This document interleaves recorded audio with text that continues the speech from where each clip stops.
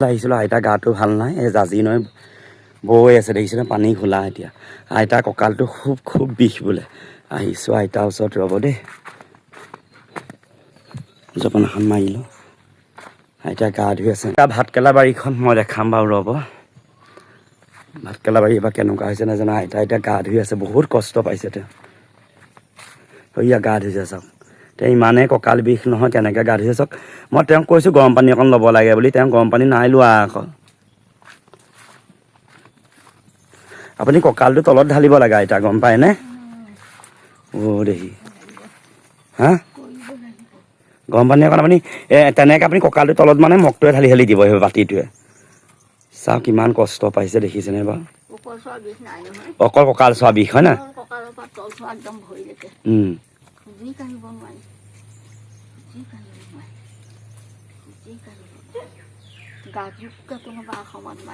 চিৰিংকে মাৰে হয় না এইটো নাৰ্ভৰ প্ৰব্লেম হয় গম পায় নাৰ্ভৰ কাৰণে হৈছে আপোনাক মই কৈছোঁ নহয় বেজি ল'ব লাগিব ইমান কষ্টত দেখিছেনে বাৰু মই তেওঁক ক'লোঁ গৰম পানী অকণ হেৰি কঁকালটোৰ তলত ঢালি দিবলৈ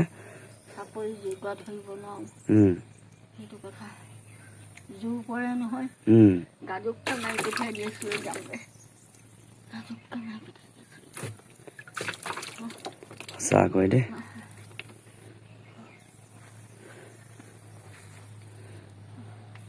বৰষুণৰ পানীয়ে ধুইছে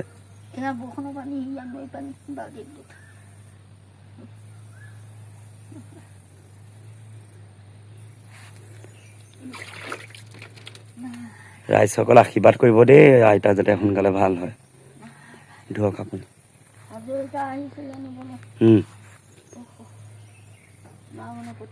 মই কালি ক'লোঁ নহয় ৰূপাবিতে গম নাপায়তো আৰু সিও বাবুটিও মানে এনেকুৱা হৈছে বুলি গম নাপায় নহয় ইমান বিষ বুলি কেলৈ নগ'লে আপুনি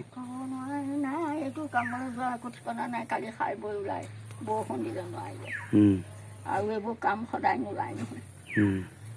আজি এতিয়া ফোন কৰিলে যাবলগীয়া হ'ল সেই ঠাণ্ডা ভাত ইমান কেইটামান আছিলে ৰাতিপুৱাই ভাত বনাওঁ কাৰণে ভাত থকাকৈ ভাত নবনাওঁ ভাত দাইল থকাকৈ ৰাতিপুৱাই কামলৈ যায় ভাত বনাই দিওঁ নহয় দাইল দেখিছে নাই যেতিয়া ঘৰৰ একমাত্ৰ মানুহগৰাকী যেতিয়া কিবা এটা বেমাৰ হৈ যায় কিমান কষ্ট হৈ যায় তেওঁ তথাপিতো আকৌ কাম কৰি আছে মই আচৰিত পাইছোঁ ইটো কৰিছে সিটো কৰিছে তেওঁ পানী বাল্টিঙো দাঙি লৈ আহিছে কাপোৰো মেলি থৈ আহিছে বালিকে মই সোমাই নিছোঁ দিয়ক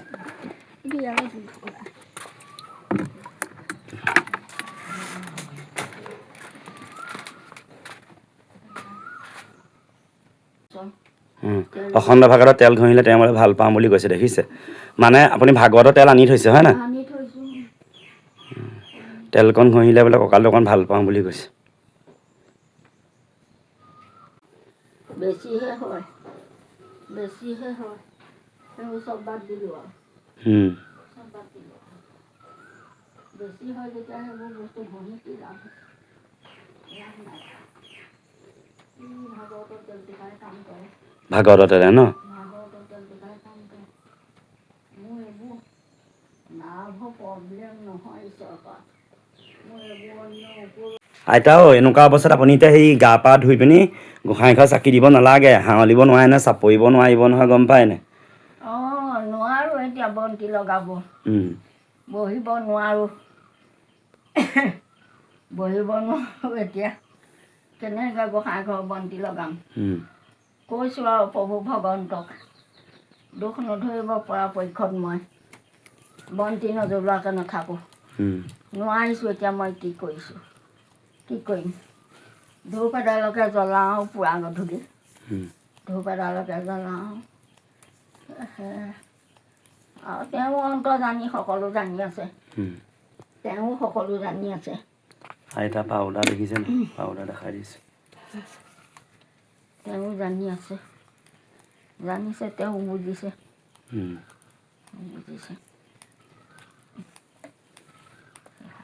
আপুনি এইটো তেলে ঘঁহে ন মই এইটোৱে লওঁ যাব আমলা আগৰ পৰাই এইটোকে ঘঁহি আহিছে এইটোকে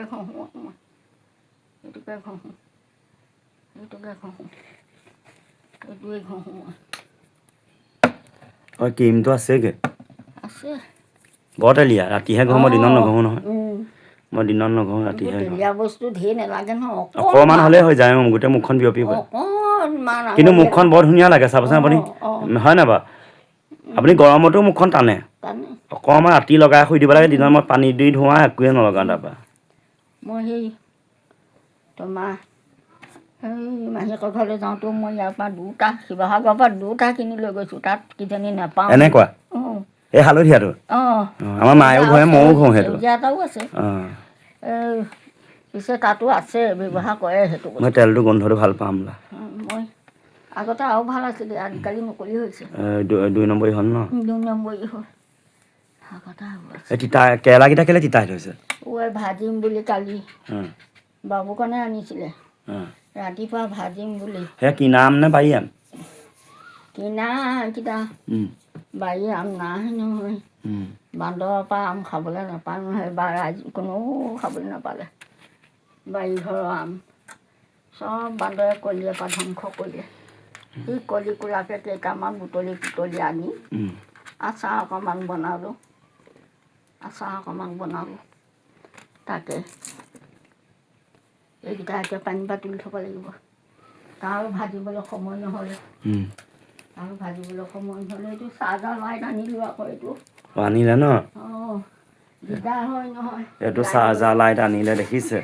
তাৰপৰা আৰু দুটামান বস্তু দেখাইছোঁ আইতাই লোৱা ৰ'ব আপোনাৰ লাইন গ'লে দিগদাৰ হয়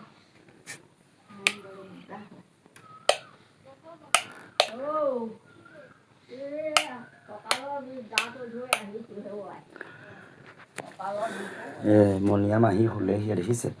আইতাই পাকঘৰত কি ল'লে চাওক ডলা এখন ল'লে খৰাহী এটা ল'লে ডলাখনে খৰাহীটোৱে বোলে 350 ল'লে মানে ডলাখন ফুটা ওলালে সেইকাৰণে এইকেইটা ল'লে ডলাখনে হেৰিখনে 350 লৈছে বুলি কৈছে চাওক ভাল লাগিছে খৰাহীটো ডাঙৰ সেৰেঙাও ইমান ঘনো নহয় আৰু ডলাখনো মৰম লগা দেখাই দিছোঁ এখন ডলা এইটো খৰাহী আৰু মানে কি জুহালৰ ওপৰত থৈ দিছে চাওক কি মানুহ দেখিব নোৱাৰে আকৌ এবাৰ কৈ দিয়কচোন মই ভিডিঅ'টো আধাতে কেলৈ সামৰি দিলোঁ আইতাই ভিতৰত মূৰ নফনিয়াই কৈ দিয়ক আপুনি ভিতৰত মই মূৰ নফনিয়াও চুলিৰ ভিতৰত পৰে খোৱা খাদ্যত তোমাৰ চুলিবোৰ উৰি গুচি যায় এইটো বৰ বেয়া বস্তু পেটলৈ কেনেবাকৈ গ'লে পেটৰ অসুখ কৰিব আপোনাৰ আৰু তোমাৰ ডিঙিটোত তোমাৰ পেলুৱে পিওৱা নিচিনাকৈ চিয়াই থাকিব আপোনাৰ আৰু বমি বমি ভাৱ আহিব বহুত বেয়া বস্তু মাথাত চুলিটো আছে কাৰণে চুলি কিন্তু এনেকৈ খোৱা খাদ্যত হ'লে সি মানে হেৰি হৈ যায় অপকাৰী হৈ যায় ন অপকাৰ হয় বহুত বেয়া বস্তু এতিয়া গাটো ধুই লৈ দেখিবলৈ ভাল লাগিছে মানুহজনী নিপুতল হৈ গ'ল আৰু আপুনি যিমানে বেমাৰ হ'লেও ন আইতা জ্বৰে হওক বা লাগিলে যিয়ে হওক গাটো ধুলেহে আপোনাৰ মুকলি লাগে নাই বাৰু গাটো মুকলি লাগে অঁ নহ'লে বেলেগ লাগে হয় নহয় কিবা একদম মানে ভাল নালাগে কোনো এই বগৰীটা খাই লওকচোন আইতাই দেখিছেনে এইটো কঁকাল বিষতো তেওঁ ধূপ জ্বলাইছে এয়াই হৈছে আস্থা বিশ্বাস ভক্তি তেওঁ মানে চাকি জ্বলাব পৰা নাই হ'লেও ধূপ এডালকে জ্বলাইছে মই কৈছোঁ নালাগে তেওঁ কৈছে মনটোৱে নামানে বোলে এইটো দেখাই তেওঁ ধূপ জ্বলাইছে দেখিছেনে বাৰু গোটেই ঘৰ দুৱাৰ ধুনীয়াকৈ পানী চানী ছটিয়াই লৈ ধুনীয়াকৈ ধেৰ চাফা চিকুণ কৰি তেওঁ ধূপ জ্বলাইছে কৃষ্ণ ভাল কৰক দেই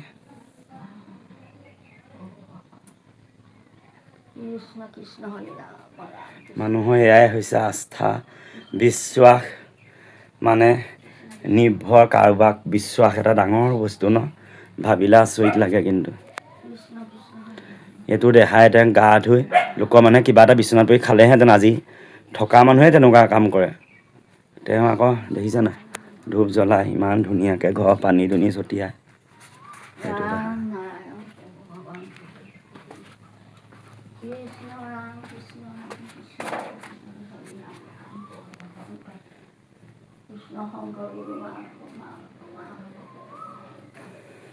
কৃষ্ণ কালো মায়া দুৰ্যোধিকাৰী কৃষ্ণ বিনা শ্ৰেষ্ঠ দেৱ নাহি নাহি সৃষ্টি স্থিতি অন্তকাৰী দেৱ অতান্ত বিনা নাহি কেৱ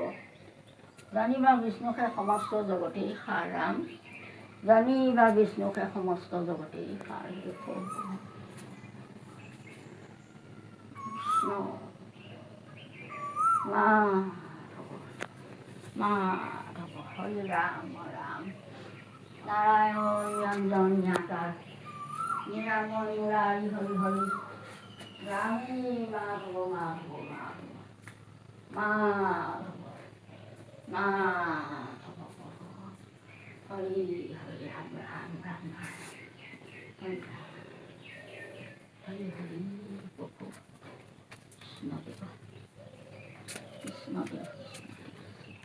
ধূপৰ গোন্ধটো বৰ ধুনীয়া দেই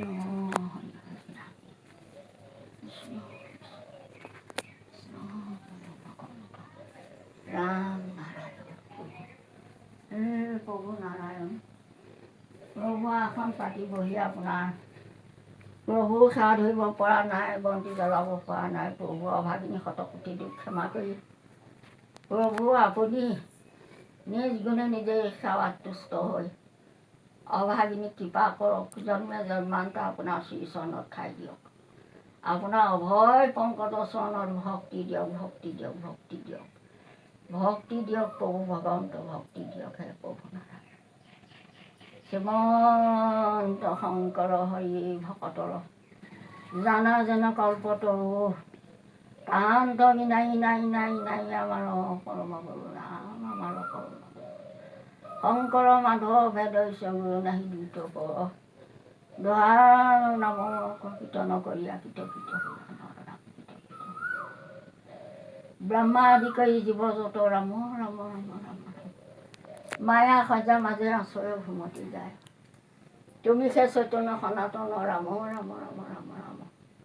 আমি অচেতন নিউকনাথ জগাই ৰাম আমি অচেতন নিউকনাথ জগাই প্ৰভু ভগৱন্ত স্বামী ৰাম নেৰুৱাৰ চৰণ তোমাৰ স্বামী ৰাম নেৰুৱাৰ চৰণ তোমাৰ প্ৰভু জগন্নাথ নিষ্ঠাৰ কৰা ডাঙৰ সংসাৰ প্ৰভু জগন্নাথ নিষ্ঠাৰ কৰা ডাঙৰ সংসাৰ কৃষ্ণ শংকৰ হৰি হৰি হৰি এনেকা এতিয়া কি ধুনীয়াকৈ বহি ধৰাতে প্ৰাৰ্থনা কৰে এতিয়া উপায় নাই কাৰণে এনেকৈ কৰিছে হ'লেও এৰি দিয়া নাই তেওঁ বহিব পৰা নাই দেখিছে নাই কঁকাল বিষিছে আপুনি বাহিৰতে ধূপ জ্বলাই আছে এইকেইদিন মানে এইকেইদিন নেবাকে জ্বলাই আছোঁ আৰু জ্বলাই আছোঁ কৃষ্ণ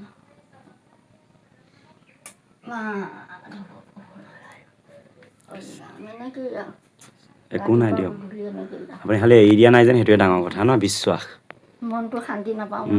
কৃষ্ণ মনটোৱে শান্তি নালাগে ন মনটো পুৱা গধূলি কৰ্ম কৰি থকা মানুহ শান্তি নালাগে কেতিয়াও বহুত ডাঙৰ কৰ্ম এটা যে থাকিলে হয় নাই বহুত ডাঙৰ কৰ্ম এটা যে থাকি গ'ল মনটোৱে মানে অন্তখনে গদগদাই থাকিব